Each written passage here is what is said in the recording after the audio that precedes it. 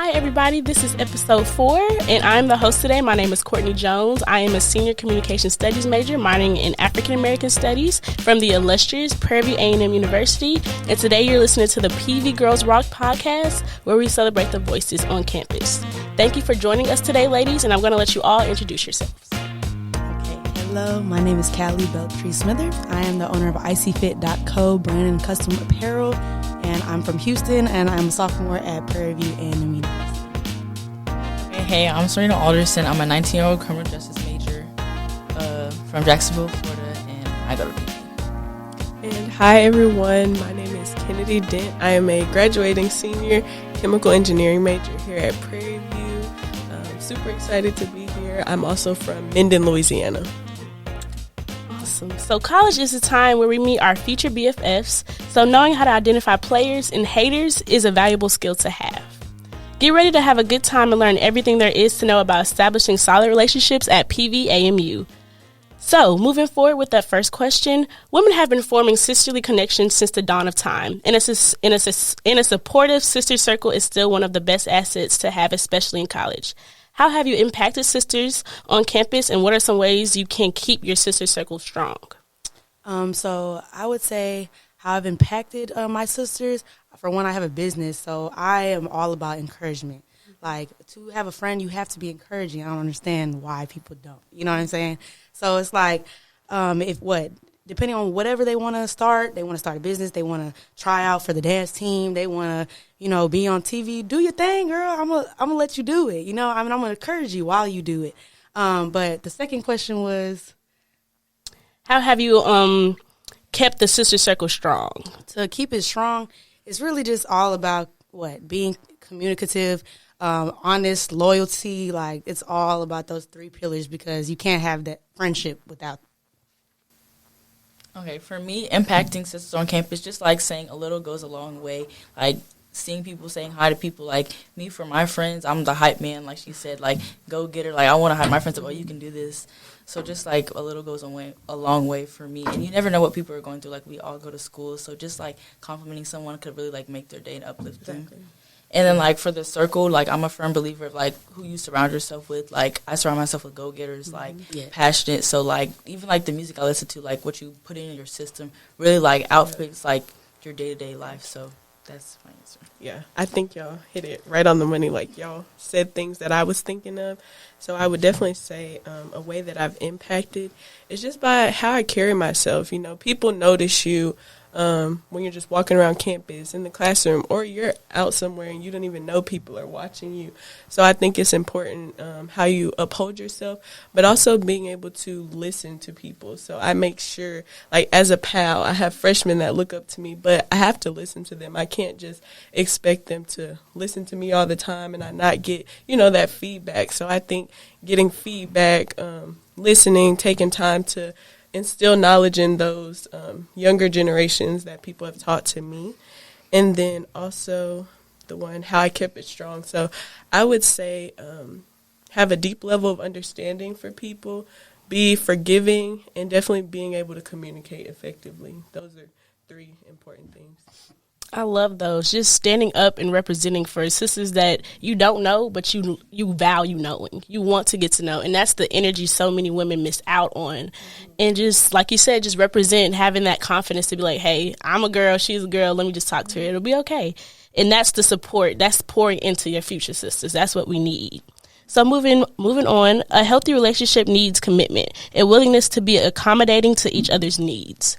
How have you built healthy relationships at PVAMU, and how have those healthy relationships changed your life in college? Okay, so I just like to start with saying, like, honestly, before I got to PV, like, high school, it was a lot of just, like, too much toxic behavior, especially with relationships. You learn a lot of negative things, like, as you go throughout life. And this is the time to really, like, figure out who you are, what you want to be. So, like, really just my people have to check me. Like, I can't be acting a certain type of way. Like, you have to put on your best persona. Like, you have to be yourself. So it's just like, okay, I'm gonna, I might do this, but my friend might be like, that's not right. Like, you can't be doing that. And I will, okay, I get it. So like, how's it changed my life? Man, honestly, so much. Like, my friends, I thank them so much just for everything they've done for me, because like, so much that I've been through has caused me to just like learn, like I said, toxic behaviors, but now I have to relearn and just figure out who I am. So from my point, like she said, like high school wasn't like always the best for me, but for coming to college and like meeting friends and like having friends that will like check me and like be real with me has really impacted me being here. And like I never had to force any of those relationships. They just like really came natural. So I know those are like my true, genuine friends. And for the relationships I built, like Ken said, like pals, I have pals. I'm a freshman, and my mentor from Summer Bridge have really like impacted me in the way I see things and the way I like carry myself. So that's really, like, helped me change, like, just my whole aspect of life since I've been here at PV. Yeah, I think, like, I get so excited when I hear what they say, because I'm like, yeah, that's so true. You need an accountability partner. That's what I was going to say, but I didn't want to interrupt them. But that's super important. And then I'm kind of older than them, so I kind of know I've experienced different relationships. But I think it's really important when you're able to, like, retain those relationships. So I've had some of the same friends since freshman year, and I haven't, like, not gotten any of them out of the circle. You know, in high school, it's like, oh, you may lose one or two. Started off with 6, now you got 10. Exactly, yeah. But yeah, I like pride myself on being able to be a good friend, be like that person they can lean on, but also knowing that I can lean on them too, because sometimes you'll get in the habit of being like, okay, I'm this for everybody else, but is there somebody that can be that for me? And I know I used to do that a lot, because I'm always like the advice giver or like this person, but what happens when I need, when I need somebody to lean on? And some of those relationships, I built them on just like figuring out what that person likes or what they're compassionate about, and seeing like if we have a common interest. And like Serena said, you're surrounding yourself with like-minded individuals, somebody that's a go-getter, or maybe someone may need you in their life that's a go-getter. A lot of my friends, even my boyfriend, he'll be like, oh, I'm so glad I'm connected to you. You just push me to go harder. And that's a great feeling, because you feel like you're actually like impacting people's lives. Definitely need inspiring people around you. I love that. I love how we brought up the idea of accommodating relationships, accommodating situations. Being a freshman, already knowing that I can't get in this situation, I have people that's looking at me, but I'm looking up to them as well. Owning your own business and knowing that I got friends that can check me and it'll be okay. Not pushing the envelope in the wrong direction, but trying to strive in any environment you're in with those accommodating relationships and those healthy relationships, as we just talked about. So moving into the last question we have today. When dealing with those uncomfortable situations, it's important to pause and evaluate the situation. It's okay to take a moment to just sit with your feelings and breathe. What are some ways that you've dealt with uncomfortable moments, and what advice do you have regarding difficult situations for freshman girls entering college? I cry. That's what you gotta do. You have to cry. You have to feel your feelings. I mean, you don't have to cry, but you have to feel your feelings. Like, you cannot just go about your day. Or you could sometimes. You can definitely go about your day, but definitely come back home and feel those feelings. Cry. Do what you got to do. Think about it. Like, but don't sit on it way too long. You get what I'm saying? So, like what? You got to do something? Okay. But definitely got to get those feelings out. Like she said, you can't let it consume you. You have to let it out. Like, and I know since I'm a freshman, like, college has really taught me, like, they're not going to wait on you. No one's going to wait. This is, like, a real-life situation. So you have to, like, okay, cry it out, talk about it, but the next day has to be over, because, like, you're just planning your life out. And freshman advice I would give to incoming freshmen, just, like, oh, my God. It's so much. You can say, like, just, like, when you come in, like, don't be shy. Do your research. Like, if you want to do something, like I said, go out and get it, because no one's going to, let me calm down.